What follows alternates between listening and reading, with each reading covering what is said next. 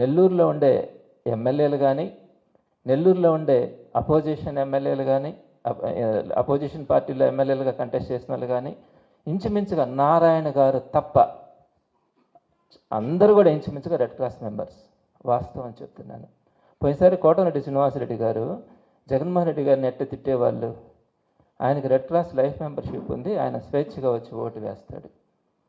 నారాయణ గారికి ఈ red cross సేవ ఆయనకి పెద్దగా తెలిసి ఉండకపోవచ్చు కాబట్టి ఆయనకి మెంబర్షిప్ ఉండకపోవచ్చేమో, కానీ ఆల్మోస్ట్ పొలిటికల్ లీడర్స్ బీజేపీ కానీ, జనసేన కానీ, కమ్యూనిస్టులు కానీ, టీడీపీ కానీ, వైసీపీ కానీ ఆల్మోస్ట్ అందరికీ కూడా రెడ్ క్రాస్లో మెంబర్షిప్స్ ఉన్నాయి. నెల్లూరు రెడ్ క్రాస్కి వచ్చేటప్పటికి మాకు 5,000 చిల్లర మెంబర్షిప్ ఉంటే 90% అందరూ కూడా ఏదో ఒక పొలిటికల్ పార్టీతో అఫిలియేషన్ ఉండేవాళ్ళే. అలాంటి రెడ్ క్రాస్లో ఈరోజు బాధాకరమైన విషయం ఏంటంటే పొలిటికల్ ఇంటర్ఫరెన్స్ ఉంది అని నేను ఎందుకు ఈ న్యూసెన్స్ అని చెప్పి నేను చైర్మన్గా రిజైన్ చేశాను. రెడ్ క్రాస్ ప్రతిష్ట కాపాడుకోవాలా అని. అది చాలదు అన్నట్టుగా ఈరోజు మేనేజింగ్ కమిటీ మెంబర్గా ఉండకూడదన్నారు, దానికి కూడా సిద్ధమే.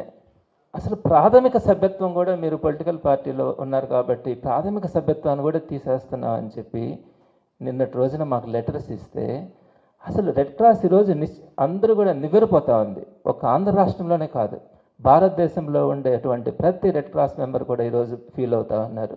ఎందుకు ఇలాంటి డెసిషన్ తీసుకున్నారు? ఎక్కడా లేదే, ఏ రాష్ట్రంలో లేదే.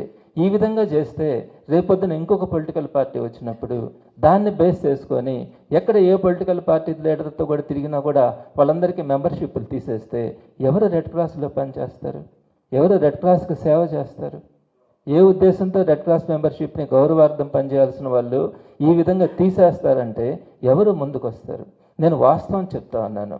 తెలంగాణ నుంచి కూడా ఫోన్స్ వచ్చాయి, ఇదేంటి సార్ మేమంతా తెలుగుదేశం పార్టీ అభిమానులము, ఈ విధంగా చేస్తే రేపొద్దున ఇంకొక పార్టీ వచ్చినప్పుడు మమ్మల్ని తీసేయడం, ఈ విధంగా అసలు ప్రాథమిక సభ్యత్వాన్ని నుంచి తీసేయడం ఏంటి, ఇది చాలా తప్పు చేస్తున్నారని చెప్పి ఈరోజు మాట్లాడుతూ ఉన్నారు. వాస్తవం చెప్తా ఉన్నాను, ఇది మంచి సంప్రదాయం కాదు.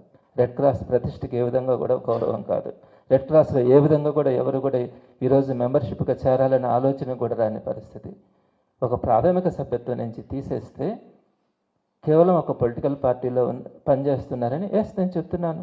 నాకు వైఎస్ఆర్సీపీ అంటే ఇష్టం, జగన్మోహన్ రెడ్డి గారు అంటే ఇష్టం. జగన్మోహన్ రెడ్డి గారి ఆశయాల కోసం నేను బయట పనిచేస్తాను.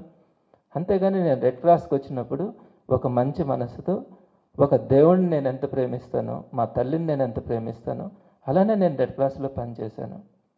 ఎక్కడ కూడా నాకు చేతనైనంత వరకు